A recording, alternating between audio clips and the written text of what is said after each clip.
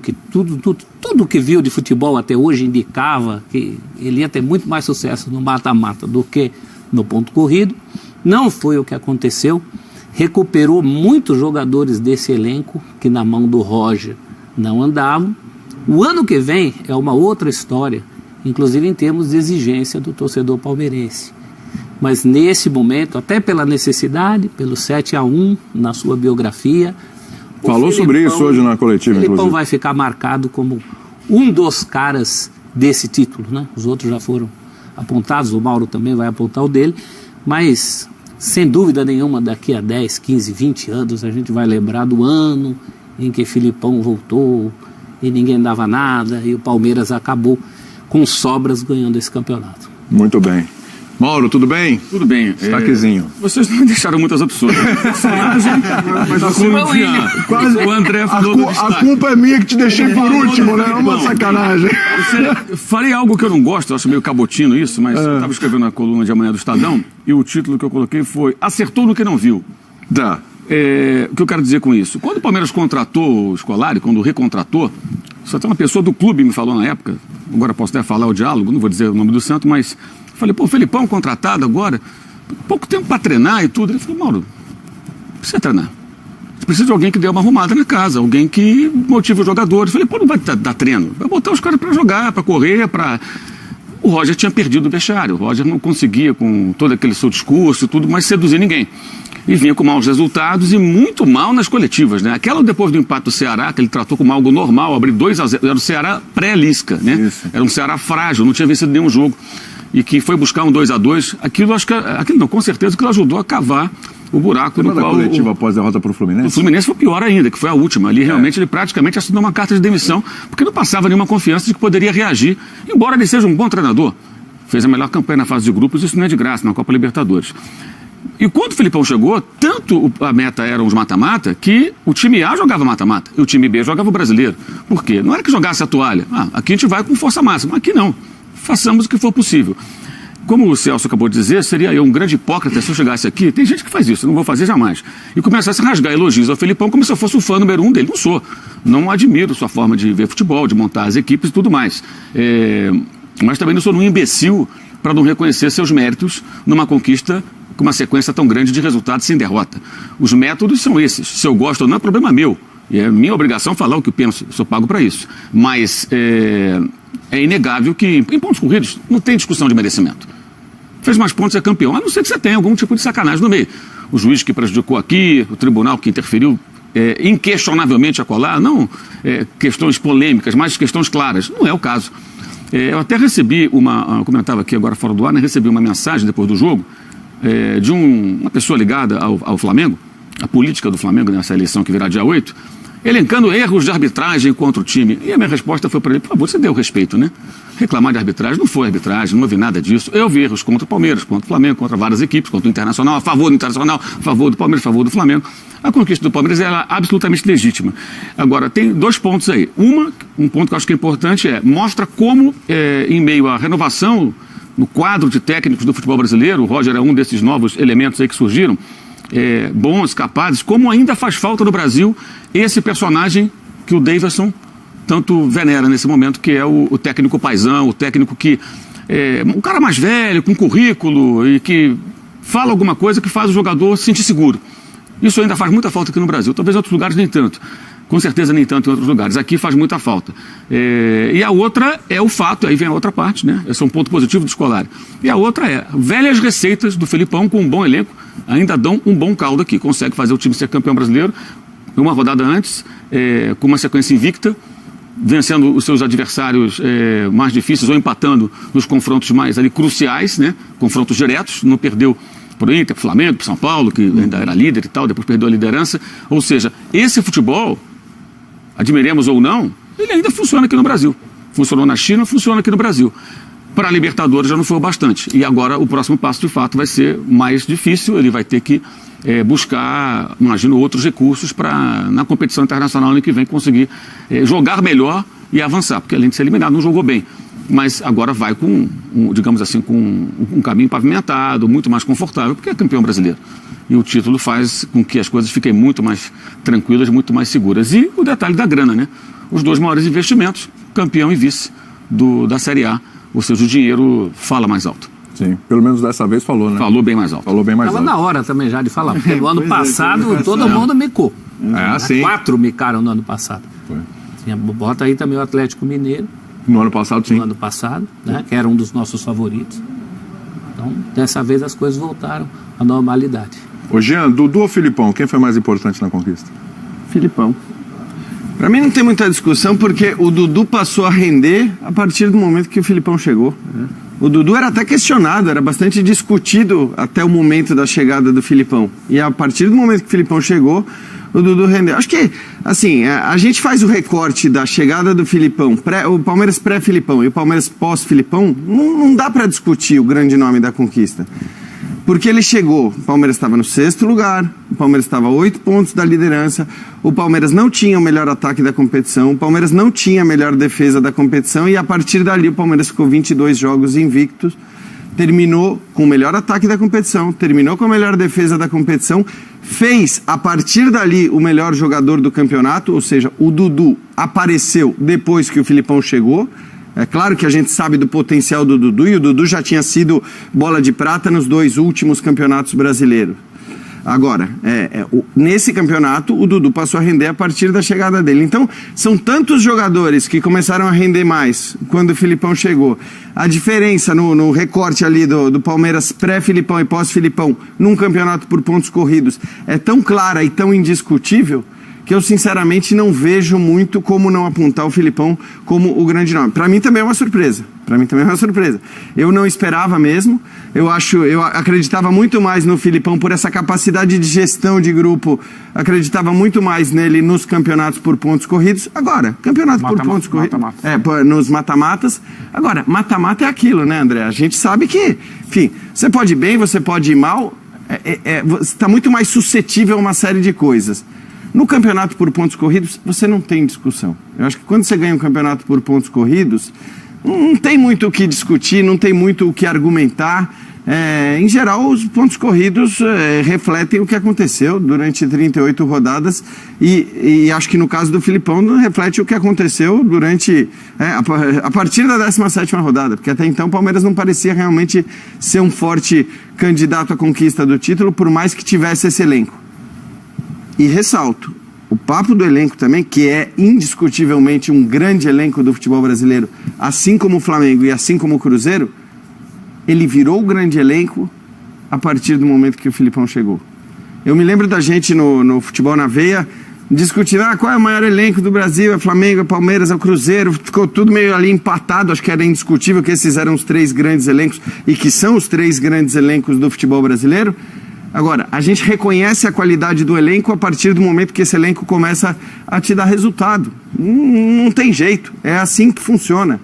Então eu continuo achando que o elenco do Cruzeiro é muito forte, continuo achando que o elenco do Flamengo é muito forte e acho que o Dorival até tem mostrado isso, a gente vai falar mais do Flamengo depois, o Dorival até tem mostrado isso desde que chegou, mas assim, o reconhecimento para a força do elenco, ele também se deu a partir do momento que o Filipão chegou. Não digo o reconhecimento do elenco, acho que o reconhecimento do elenco já existia desde o começo do ano, mas uma suposta distância entre o elenco do Palmeiras e o elenco do Flamengo e do Cruzeiro, essa passou a ser indiscutível a partir do momento que os resultados começaram a chegar. E os resultados não tem jeito, eles contam. É que na prática o elenco com o Filipão é outro, né? Porque o Roger, por exemplo, não tinha Jean, não tinha Daverson, da maneira como tem. Não tinha Dudu, principalmente. Não tinha Luan e não tinha Luan, não tinha. O Gustavo até chegou depois. Mas o resto é mão do Filipão fazer esse elenco se sentir importante. Vitor Luiz. Porque estipulou o elenco para um campeonato, para outro, todo mundo. Deixa as coisas definidas, claras desde o começo. Mas tem uma diferença fundamental aí. O Filipão, ele chega meio desobrigado com relação ao brasileiro. Ele chega com uma tarefa que são os 2 mata-mata. Então isso deixa o técnico mais à vontade para colocar um time B no brasileiro, porque se porventura ele avança dos mata-mata, os pontos perdidos no brasileiro não custariam caro a ele. E esses pontos perdidos no brasileiro foram o que derrubaram o Roger Machado, porque na Copa do Brasil o Palmeiras ainda nem tinha começado, né? Começou já com o Felipão. chegou a fazer um jogo, agora não me falha a memória. Contra o Bahia. Copa do Brasil, o Roger chegou a disputar? Não, foi só com o Felipão. Não chegou a disputar. E na Copa Libertadores, o Palmeiras foi o melhor da fase de grupos e ganhou até do Boca na Bombonera. Venceu todos os jogos fora. Então ele teve essa vantagem. Ele entrou leve no Brasileiro. E aí, de repente, ele percebeu que os outros estavam rateando e ele foi marchando.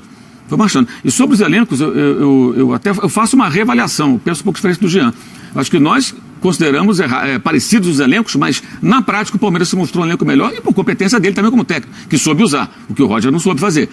Embora, lógico, acho que ele tenha ficado um pouco mais à vontade para fazer com que ficasse um time A, um time B, porque na Série A não haveria mais tanta cobrança. Se ele vai avançando na Libertadores, ficasse ali em 8º, 7º, 5º, 4º na Série A, não teria problema. Ele seria o Renato de 2020. A cobrança, exatamente, só viria se porventura ele caísse nos 2 mata-mata. Aí, o brasileiro estamos mal, aí pode ser, sugerir, acho que uma grande discussão. Mas isso não tira o mérito, evidentemente, não estou tirando o mérito de ninguém. Só acho que o Palmeiras mostrou um elenco mais completo. Bons jogadores em mais posições, enquanto os seus oponentes ali tinham carências em alguns setores. E o que também é competência de quem montou o elenco do Palmeiras, porque se gastou muito dinheiro, o Palmeiras, o Flamengo principalmente. Se um trabalhou melhor que o outro, mérito de quem trabalha melhor. É só você pensar que o Palmeiras tem 4 opções para as laterais, por exemplo, não vou nem falar do miolo de zaga, de outras, para as laterais, pega só as laterais, que é o ponto fraco do Flamengo titular. Não estou falando nem de elenco, estou falando do time do Flamengo. O Palmeiras tem 4 opções para as laterais. O Flamengo mal tem 2 para botar em campo. Que são hoje, aquelas que, na minha opinião, pelo menos, são as 2 melhores opções que o Palmeiras tem para as laterais hoje. Do ponto de vista de rendimento, acho que o Mike vem jogando mais até do que o Marcos Rocha. Nos 2 lados deu zebra. E o Vitor vem jogando mais do que o Diogo Barbosa, embora o Filipão tenha escalado hoje o Diogo como titular, eu acho que o Vitor Luiz vem jogando mais. Quer dizer, então é incrível que esses caras que eram os reservas, e esses eram reservas indiscutíveis, né? Tanto o Mike como o Vitor Luiz eram reservas indiscutíveis. E acabaram por conta do rendimento deles. Assim, o Vitor não virou o titular, mas acho que hoje tem uma equivalência ali entre o Diogo Barbosa e o Vitor Luiz. O Marcos Rocha se machucou, é verdade, mas o Mike foi jogando muito bem. E talvez a dupla de zaga considerada reserva, que era o Gustavo e Luan, aí para mim não tem nem dúvida. Eu acho que essa dupla de zaga é uma dupla mais eficiente do que a dupla titular. E o próprio Daverson em relação ao Borja. Sim. Então assim, é curioso, porque eram jogadores que estavam... O Daverson então nem se fale, né? Eu comecei aqui o programa abrindo para falar sobre o Daverson, e eu lembro que a gente dizia aqui que o Roger Machado não se ajudava ao escalar o Daverson, ao colocá-lo em campo, porque toda vez que ele era chamado do banco para entrar em campo, era aquele burburinho, eram vaias e não sei, e hoje era o contrário, né? Quer dizer, hoje a torcida ansiava ver a torcida pede a entrada do Daverson, até por conta vamos imaginar o Roger mandando o Daverson entrar num jogo, né? Imagina o diálogo. Vai lá, né? Vai lá. Tô vendo onde você quer chegar. Tem que fazer uma diagonal, jogando aqui pela faixa central da cancha, mas caia pela direita, acompanhe fulano. Dá um tilt, né? Vamos dar um beijo nele, um abraço, um afago e fala, garoto, vai lá, briga com... Aí o Daverson é isso, também tem isso. O nosso futebol, isso ainda sabe se comunicar. Ainda tem isso, mais do que em outros lugares. Jogadores até, acho que a palavra é essa, mais simplórios, que não vão entender todo aquele tatiquês complexo na cabeça de um treinador, que tem que ter esse conhecimento, é importante tê-lo, mas saber comunicar. É uma questão de didática, é como um professor que tem todo o conhecimento do mundo e não sabe transmitir. Ao contrário do Celso, que é brilhante professor. As aulas do Celso são sensacionais. Isso aí, todos os alunos dele, quando vêm aqui conversar com a gente, falam muito bem do Celso. Então, acho que é isso, é uma questão de forma como lida também com o jogador. E entender as diferenças, né? Enquanto outros atletas têm uma capacidade maior de compreensão daquela orientação tática que tem que fazer. O próprio Dudu. O Dudu não é um jogador tático, a gente discutiu isso aqui outro dia. O Dudu é um jogador que gosta do quê? Bola nele, eu vou resolver. Num time com mais funções específicas, ele teria dificuldade. Terá se um dia sair do Palmeiras e for jogar em outro lugar. Mas ali, nessa maneira, time fechado e a bola toda hora para ele, acionando, porque ele não se criou contra o Boca. A bola não chegava nele. Ele sumiu do jogo.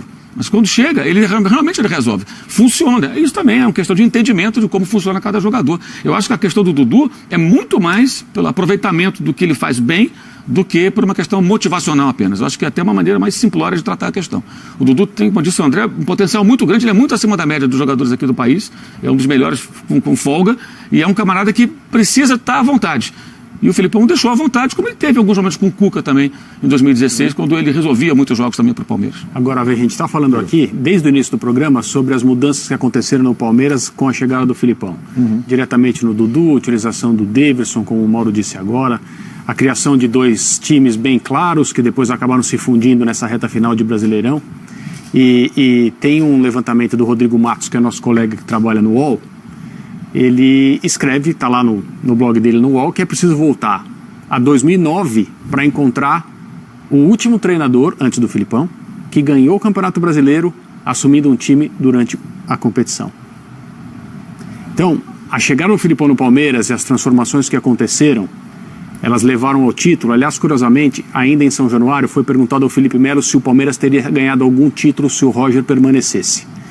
Ele obviamente respondeu da forma que qualquer pessoa com alguma expectativa de dizer algo em que a gente possa acreditar, não sei. Exato, porque qualquer outra resposta não seria crível. Como é que você vai responder de outra maneira? Sim, seria? Não seria? Até não é uma pergunta que o coloca numa posição confortável, porque se ele diz não seria, claro, ele está fazendo uma crítica a uma comissão técnica anterior com quem ele trabalhou. Se ele diz sim, seria, talvez alguém ache que ele está fazendo uma crítica à comissão técnica atual ou à substituição, sei lá. Ainda mais se ele tratando de Felipe Melo. Mas ele fez elogios ali, tá? Depois elogiou o Filipão também, a maneira como ele trabalha, e ele disse o seguinte, chegou a autoridade máxima. E aí as coisas começaram a mudar. O último técnico campeão do mundo com a seleção brasileira. Quando ele chega, as coisas mudam. E é o que a gente vem falando aqui há bastante tempo sobre alguns treinadores que se identificam com determinados clubes pela história que construíram juntos. E quando eles aparecem, tem um biquinho que não é mais feito, tem uma reclamação ali que também não é mais feita. E quando as coisas dão certo, como no caso de agora, a gente vê futebolisticamente falando os caminhos que o Filipão tomou junto com o Palmeiras. Mas essa coisa de tem que trocar, que continua acontecendo nesse campeonato, com um monte de trocas de técnicos, número superior ao número de rodadas e tudo mais, é preciso voltar a 2009, de acordo com os números do Rodrigo, para encontrar um treinador que assumiu um clube no Campeonato Brasileiro em andamento e foi campeão. Todos os outros falharam. Foi o Andrade no Flamengo. Todos os outros falharam. Então, que se leve em conta, você falou, é a exceção que confirma a regra, e faz algum tempo aqui, é a exceção que é usada como argumento falho para tentar confirmar a regra. A regra não é essa. A regra é o trabalho que é mantido, e é o trabalho competente, evidentemente. Qual outro? A gente fala, o Daverson foi um resgate do Felipão ali. Estou o Dudu, né? O Dudu estava em baixa e tal, mas é um jogador de um outro nível e tudo. Qual outro jogador a gente pode apontar como um resgate essencial aí do Felipão nesse elenco? Bruno Henrique, Lucas Lima. Eu voto no Luan. Mais pro Luan do que propriamente pro time, porque o time está bem guardado. Se não tivesse Luan, a vida continuava com outros bons zagueiros. Mas para a carreira desse rapaz, que era um rapaz que começou muito bem no Vasco, todo clube grande queria. Quem é que não queria o Luan? Aí de repente ele foi exposto em alguns jogos aí, e você viu os grupos de WhatsApp de palmeirenses que estão hoje comemorando o título. O pessoal achando que o rapaz não prestava mais. Tava na lista, não tava? Tava na lista. Na lista do ano passado? O Luan estava na lista, o Antônio Carlos estava na lista. O Bruno Henrique estava na lista. O Bruno Henrique estava na lista aí porque, pelo seu passado corintiano, e o Bruno Henrique, para mim, indiscutivelmente, bobagem, um dos grandes jogadores da conquista também. Eu acho que o Luan é isso que o Daverson falou, né? Agradecer que o Felipão tenha aparecido no caminho dele. O Luan tem que dizer a mesma coisa, inclusive pelo potencial que ele tinha. Porque o Daverson é um caso, tudo bem, está tirando o máximo que o Daverson pode dar, mas não é propriamente um jogador que você diga, não, ele esqueceu o futebol, ele tinha um futebol que não está mostrando. O Luan, sim. Então eu acho que mais para o Luan do que para o time. É que são mas coisas... o caso Luan é muito sintomático. Eu acho que o Celso está citando uma coisa que é importante, que você está perguntando sobre a recuperação a partir do momento da chegada do Filipão, isso é uma coisa, e outra é o nível de desempenho dos jogadores, a importância deles na conquista do título. Para mim, eu repito, eu acho que o que foi essencial para o Palmeiras conquistar o título foi aquele momento em que o time sai da sexta colocação e chega à liderança. A partir do momento que chega à liderança, o Palmeiras já começa a olhar para o brasileiro com olhos diferentes. Então eu acho que aquela série de jogos, e nessa série de jogos o time foi indiscutivelmente o time que não jogava a Copa do Brasil e Libertadores. Aquela série é importantíssima. O Luan estava em todos aqueles jogos, né? Mas se eu tiver que falar de nível de atuação, o Gustavo Gomes foi um zagueiro num nível de atuação absurdo. Porque aí não é resgate, né? Aí não é resgate. Bem lembrado. O Filipão não o resgatou. Isso. Ele passou a jogar porque tinha acabado de chegar e a partir dali fez atuações num nível realmente esplêndido. Acho que recuperação, dá para citar o Vitor Luiz também. Era um jogador que não é que fosse criticado, mas era um jogador que a torcida via mais ou menos como aquele Vitor Luiz, né? O lateral que jogava antes de ir para o Botafogo, antes de ser emprestado e tudo mais, e ele foi importante. O Lucas Lima também. O Lucas Lima, que é um jogador que continua sendo irregular, né? Ele continua não tendo um nível de atuação sempre alto. Hoje o Felipão deu uma cobrada, né? Porque... Acorda! Porque ele tem isso. O acorda cabe muito pro Lucas Lima. Mas naquela série de jogos que fez o Palmeiras sair do 6º lugar e assumir a liderança, que para mim, repito, foi essencial para a conquista do título, o Lucas Lima foi também um dos grandes nomes. Depois a gente fica sempre com a última impressão, né? E a última impressão é a de um Dudu avassalador, do cara que foi absolutamente determinante, do Daverson também como grande nome, mas enfim, acho que é importante citar também esse... Era para fugir dos dois, porque pelos gols do Daverson e o Dudu, claro, todo mundo vai nos dois, mas para fugir desses dois aí. Mas não falando de um jogador só, e talvez seja correto falar em resgate, o sistema defensivo foi recuperado em relação ao que vinha acontecendo e se transformou num setor tão competente e tão bom que teoricamente a defesa A jogava na Libertadores, a defesa B jogava no Campeonato Brasileiro e a gente não sabia qual era a melhor.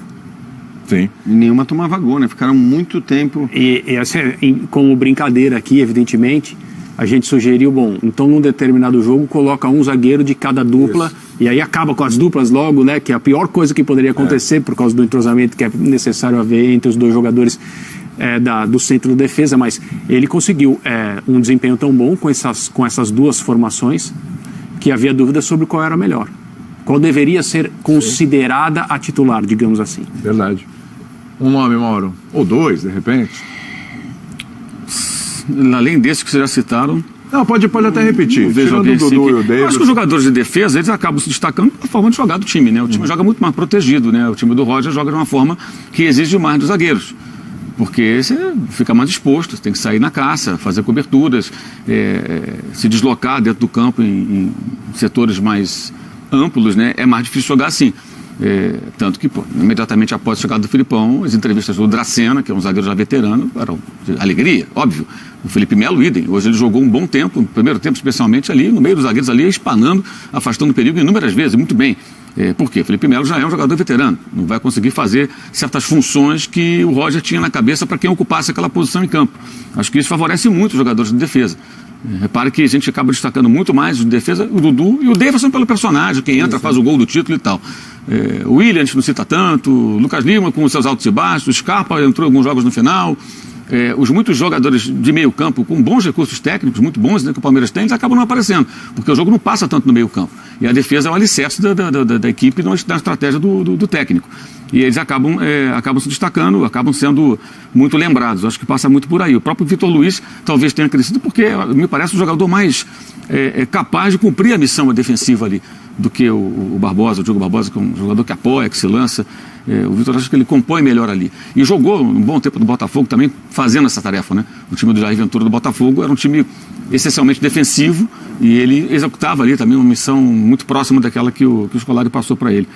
Eu acho que fica por aí, eu acho que talvez o Bruno Henrique, acho que o jogador se recuperou muito bem e não só pelos gols, né, mas por jogar bem e ainda ter esse arremate de média distância que, por exemplo, resolveu o jogo do Cruzeiro, né, quando houve inclusive um erro de arbitragem absurdo contra o Palmeiras, um pênalti fora da área que foi transformado em pênalti dentro da área. Eu citaria o Bruno Henrique. Eu acho que o time é bem equilibrado, o Dudu é a estrela que se destaca de fato e os outros acho que são bem equilibrados.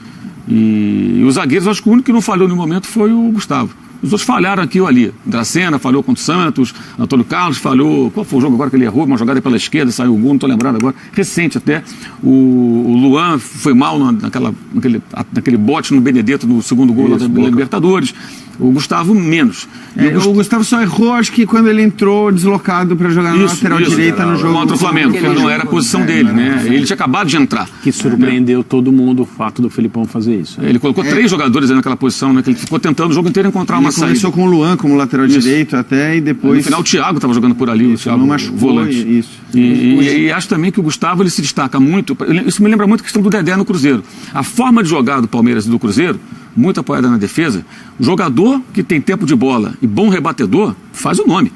Pode reparar, o Dedé, a gente elogiou tantas vezes aqui, por quê muitas vezes? Não porque ele faz a cobertura, sai jogando, ele até sabe, mas a quantidade de bolas pelo alto que o Dedé consegue afastar, é uma grandeza. Como o time fica muito tempo fechado e chama o adversário, foi assim, por exemplo, contra o Flamengo na Libertadores, o Cruzeiro, foi assim contra o Palmeiras na Copa do Brasil, o Dedé faz o nome dele. E o Gustavo também passou por essas situações e ele é absoluto, o que é uma grande virtude, né? Porque você tem ali um camarada que, seu adversário não consegue entrar, começa a apelar para o jogo aéreo, você tem um zagueiro ou 2 que praticamente não perde uma bola pelo alto, a possibilidade de tomar um gol ela fica muito reduzida. E o Gustavo teve essa competência durante toda a competição. O Jean lembrou Lucas Lima, e eu lembrei da frase de um amigo meu, que ele cunhou a frase: parabéns pela ilustre ausência. Não que o Lucas Lima tenha sido ausente. Na verdade, ele até jogou menos para um jogador que chega como grande reforço da temporada, junto com o Scarpa, mas o Scarpa... Virou um coadjuvante, né? Virou para ser estrela e virou... E parabéns principalmente por não fazer biquinho, que aí é o efeito Filipão. Parabéns por não ser o Nenê do Palmeiras. Eu acho que essa é a grande participação do Lucas Lima nesse título, até porque a gente esperava, pelo histórico do Lucas Lima, pelo que se sabe do Lucas Lima, que talvez o time pudesse ter problemas ali. Você imagina um Roger colocando o Lucas Lima no banco, como o Filipão colocava, ou colocando só nos últimos minutos, como várias vezes o Filipão fez, e acertadamente, porque ele entrava nos últimos minutos e contribuía com o time. Não era só aquela substituição pro forma, que antigamente a gente falava só para assinar a súmula e ganhar o bicho, que hoje não precisa mais disso para ganhar o bicho. Mas essa simbiose, né, esse efeito Felipão sobre o Lucas Lima, foi fundamental também para o ambiente. O Lucas Lima ia estar totalmente na contramão.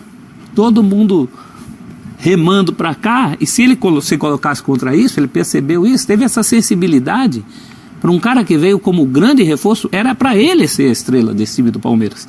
Nos sonhos de montagem do time, não era para ser o Dudu, para ser ele, né? Então também isso é importante. Acho que esse era um temor que havia em relação à gestão do grupo do Palmeiras desde o começo, com o Roger e com qualquer que fosse o técnico, né? Porque quando você contrata tantos jogadores renomados e de qualidade, você sabe que vários deles vão ter que ficar no banco.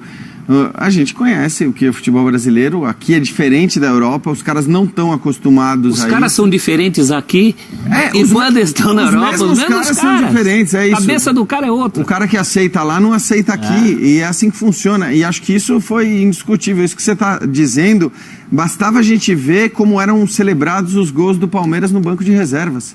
E aí não estou falando só do Lucas Lima, não, quando estava no banco de reservas, mas como se comportava, acho que talvez o que mais chamasse atenção, Fernando Praz, porque, enfim... Os goleiros, de uma maneira... Os dois goleiros, né, o Jailson e o Fernando Praz, mas os próprios zagueiros quando não estavam ali, o Felipe Melo quando estava no banco, e ele ficou no banco em alguns jogos importantes também, o Bruno Henrique, que para mim, acho que entre os 3 volantes foi aquele que teve um nível de regularidade maior, era o mais indiscutível, então... Podia ser o cara para não sentar no banco num jogo importante, e ele sentou no banco em jogo importante, mas eu acho que também, a partir do momento que o Palmeiras foi eliminado dos mata-matas, o Filipão conseguiu colocar na cabeça dos jogadores a ideia de que o time seria de fato um time que variaria, né? Então o Lucas Lima ele foi titular contra o América, ele foi titular contra o Vasco, a gente está tratando o Lucas Lima como um reserva, de luxo, né? Mas ele foi titular nessas 2 partidas e hoje o Moisés estava no banco, então ele realmente acabou mudando a dupla de zaga que a gente tinha meio que chegado à conclusão de que seria no meio de semana uma e no final de semana outra.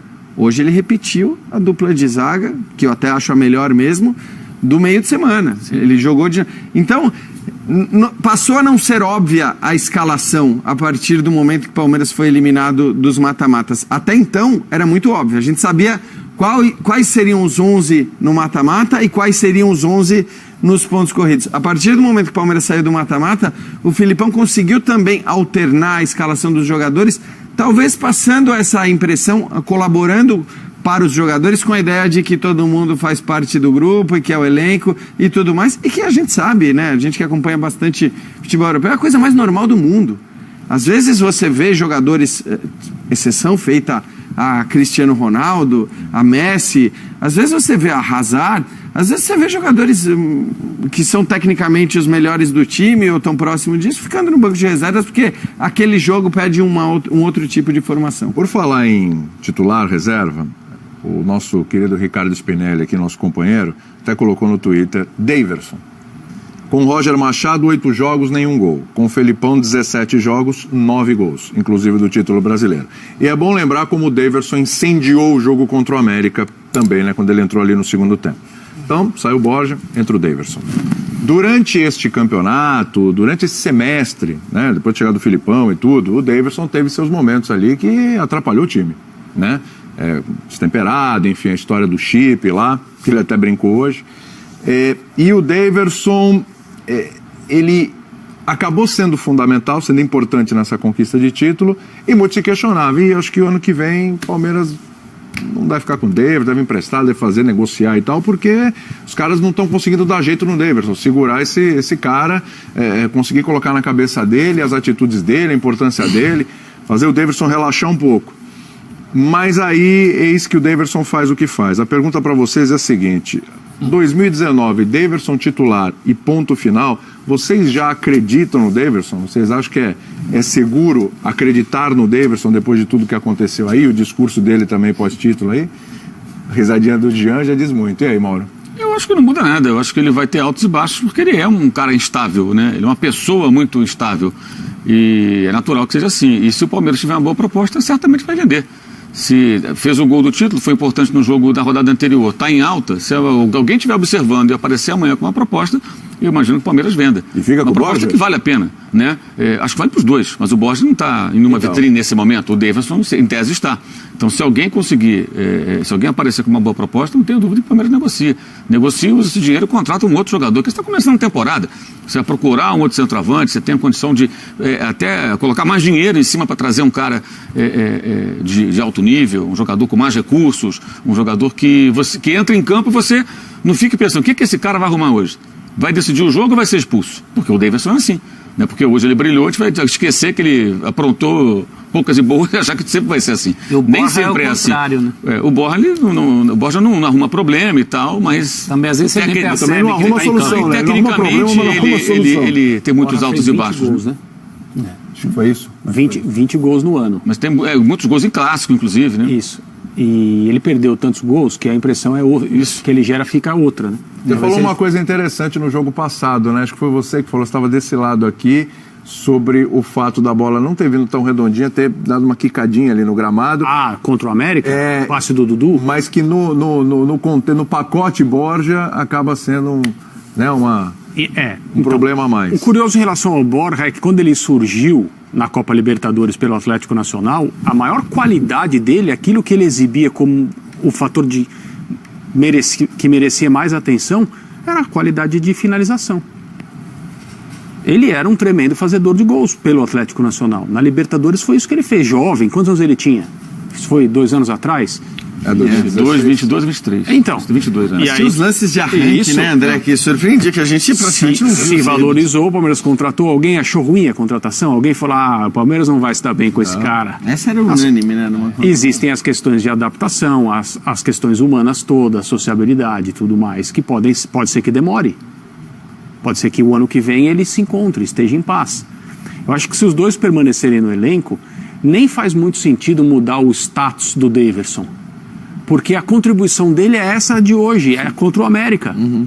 É quando o time precisa de uma faísca, precisa de alguma coisa diferente para mudar uma situação. E ele faz isso.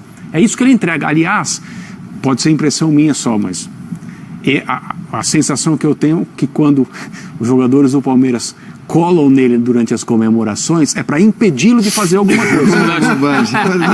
Hoje foi Veja lá, hein?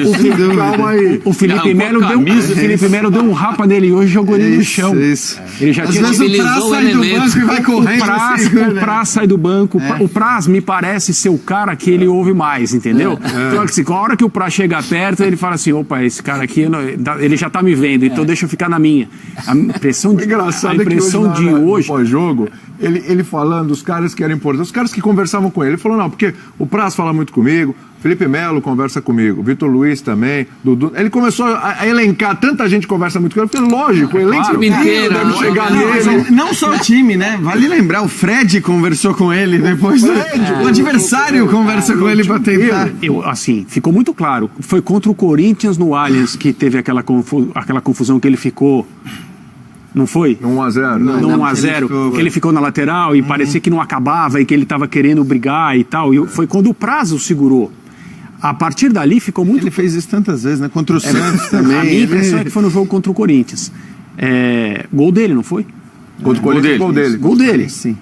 E a partir dali, acho que os jogadores, principalmente aqueles que estão mais atentos no banco do Palmeiras, ganharam ali uma atribuição de na hora do gol ou numa situação... Bombeiros de Deus. Numa situação de maior emoção, Sim. segurá-lo e ajudá-lo a se comportar. Mas os planos para o ano que vem, me parece, são outros. É trazer alguém, fala-se muito do Pablo, do Atlético Paranaense, e um desses dois jogadores seria o remanescente. Daverson e Borja têm uma coisa em comum. Eles vieram por altos valores, 30, é isso? 30 contra 18, que o Palmeiras, em um determinado momento, já considerava perdido. Nunca mais ia ver esse dinheiro de volta. Sim. Agora, além de ter melhorado essa situação, o Mauro falou, quer dizer, o Daverson está na vitrine. Além de ter melhorado essa situação, já há um certo ganho técnico por parte do Palmeiras com esses jogadores. Que o Palmeiras sequer pensava, no começo desse ano, que recuperaria. Então você já tem, no mínimo, um título ganho com o Daverson fazendo o gol que valeu a taça. E o Borja, bem ou mal, ele foi artilheiro da Libertadores do Paulista, de novo. foi o artilheiro do Campeonato Paulista, ninguém lembra. O André fez 20 gols, quer dizer, eu acho que por isso mesmo não se pode, a diretoria não pode se deixar levar pela emoção da reta final do campeoado. Com todo o respeito, Betinho fez o gol da Copa do Brasil. É isso. Aqui o Betinho era ainda mais limitado. Mas gol do título por gol do título. Mas o Daverson não é nenhum primor e o Borja, estamos falando de 2 anos já, né? Quer dizer, o tempo de adaptação, acho que no fim ele já aconteceu e ele ainda não se encaixou. Então, acho que para as condições que tem o Palmeiras hoje, né? Para o contexto todo do Palmeiras, o Palmeiras não tem o seu centroavante ideal. Nenhum, nem outro. Agora, o que não pode acontecer é se deixar levar pela emoção final das últimas 5 rodadas e dizer, nossa, o Daverson é uma maravilha, esse cara tem que ficar para 2019 e o Borja é uma porcaria, olha o gol que ele perdeu contra o América na hora que precisava, não sei o que lá. Acho que não. Acho que o Palmeiras provavelmente vai se basear muito mais no que vai acontecer em relação às propostas que chegarem para tomar essa decisão, e tá certíssimo. Até porque são jogadores trazidos com o dinheiro da patrocinadora, com a ajuda da patrocinadora, aquele dinheiro que virou dívida e tudo mais. Então, quanto antes o Palmeiras também conseguir ir abatendo essa dívida que ele tem com a Crefisa, é importante. Agora, acho que do ponto de vista técnico, olhando para os 11 titulares e para todos os reservas que o Palmeiras tem à disposição, talvez essa posição seja aquela, vamos dizer, mais carente do ponto de vista técnico. Não é a prioridade do Palmeiras, e isso é informação. O que o Palmeiras vai buscar é o jogador rápido de lado de campo. O Palmeiras vai buscar um Queno. Porque o Dudu vai embora? Mas nem por isso, porque essa necessidade ela já é considerada uma necessidade hoje, independentemente da presença ou não do Dudu. O Dudu não é o Queno também, quer dizer, embora seja o grande nome da conquista, a gente já falou, mas aquele cara de velocidade, o jogador que você bate o olho e fala, esse é o cara de velocidade. Muita gente está procurando. Que era, mas acho que o Palmeiras talvez tenha mais condições de procurar e pagar o valor que outros clubes eventualmente não têm. Essa é a prioridade do Palmeiras, é o cara de lado de campo rápido. Mas olhando para o elenco hoje, apesar da ótima reta final do Davidson, eu acho que o centroavante talvez devesse ser. Então, mas eu vou trazer então essa discussão, vou trazer o que a gente estava comentando no Futebol na Veia na sexta-feira. Você já deu sua opinião lá, mas depois você repete aqui, eu vou começar pelo Zelt. Dudu, parece que vai embora. Pelo menos o apalavrado era esse. Sim. Vai chegar uma proposta. Vale uma loucura financeira para ficar com o Dudu? Acho que não. É fundamental? A história do Dudu, histórico, a última quase saída, mostra que ele quer sair. E o clube tem uma espécie de dívida com ele, acho que até uma dívida moral com ele, a partir do último episódio. Cada vez mais eu culpo menos os dirigentes brasileiros por não segurarem jogadores, eu culpo por não ter reposição à altura. Isso o Palmeiras pode fazer. Eu tenho a impressão de não faz sentido, né? Você vai forçar uma situação. Mas, ô Celso, só para, acho que assim, apimentar a discussão, porque eu também acho que não dá para segurar pelo salário absurdo que é o salário oferecido na China. E ter o histórico do último quase. Agora, o meu único ponto é, quando um cara quer sair para jogar na China, ele quer sair por um motivo apenas, não porque ele quer por dinheiro. A independência financeira. É única e exclusivamente por dinheiro. Quer dizer, não é que ele quer ir porque o sonho é jogar no Barcelona, ou jogar no Manchester United, ou na Juventus, porque ele quer jogar uma Champions League, porque ele quer ganhar um título que é o maior título de clubes do mundo. Não tem nada disso, né? Acho que ele quer sair porque ele quer ganhar dinheiro. E aí acho que o que o William está falando é o Palmeiras fazer uma loucura a ponto de pagar um salário chinês, o que eu acho que é absolutamente inviável para qualquer clube. Aí você tem um problema até com o elenco, né? Porque vira uma disparidade absurda. Tem jogador brasileiro que já foi para a China ganhando cerca de $1 milhão por mês. Sim. E o detalhe, muitos deles, ou alguns deles pelo menos, não gastam esse dinheiro, porque eles recebem premiações e alguns bônus que os mantêm. Esse dinheiro paga lá os impostos, ele deposita aqui no Brasil, onde ele quiser, legalmente. Imagina, você ganhar por mês, vai limpo. Vamos colocar aí 800 a 900 mil dólares. Allan Kardec 3 milhões de reais, alguma coisa em torno disso, um pouco mais talvez. Todo mês, limpo na tua conta. Aí o cara pensa, vou ficar lá 3 anos, quantas gerações eu vou... O cara, ainda mais o cara que vem de uma origem que ele não tinha nada. É uma loucura. Vive de preço. Mesmo que você possa pagar essa quantia, mas você vai pagar um jogador aqui no Brasil uma quantia parecida com essa. Aí você vai criar um desnível no elenco que os outros... Manda jogar sozinho, cara, porque não pode ter essa diferença toda. Não sei que veio o Cristiano Ronaldo pra cá. O Messi, um ser extraterrestre desse aí que... agora, a proposta veio naquela época, né? Foi o Roger Guedes. Inclusive, o Palmeiras foi muito bem, né? Pegou o Roger Guedes, mandou, enfraqueceu o Atlético, ganhou a grana e ficou com o Dudu. Sim. E virar de novo a mesma proposta, essa é a questão, né? Se ela vai voltar. É possível, claro, está jogando bem, então as pessoas estão observando. Mas não se sabe ainda, né? A multa rescisória do Dudu é de 60 milhões de euros. O Palmeiras vende se ele quiser, de fato. Mas esse valor, vou vender você, se for um valor que compense. Se chegar um cara aqui com 10 milhões de euros, duvido que o Palmeiras venda. Vai ter que chegar com mais. Foram cerca de 15 milhões na época, milhões, né? Era que não, 12, veio uma segunda proposta. Que não seduziu. Se for 15 de novo, ou 20, sei lá, de repente o Palmeiras aceita vender pelos serviços prestados e pelo que combinou com o jogador. Mas chegar com 3 caraminguais aqui, o Palmeiras não vai vender, nem tem que vender. O jogador tem o direito de querer ir embora, mas a multa tem que ser compatível com aquilo que ele vale no mercado e o investimento que o clube fez nele. Até porque ele ganhou um aumento no começo da temporada. Ele teve um reajuste de salário. Então a condição dele quando chegou a proposta já era melhor do que era em 2017. Na renovação de contrato dele, que vai até 2022, se não me engano, ele foi aumentado. Agora tem uma questão interessante em relação ao Dudu, que é o horizonte dele, né?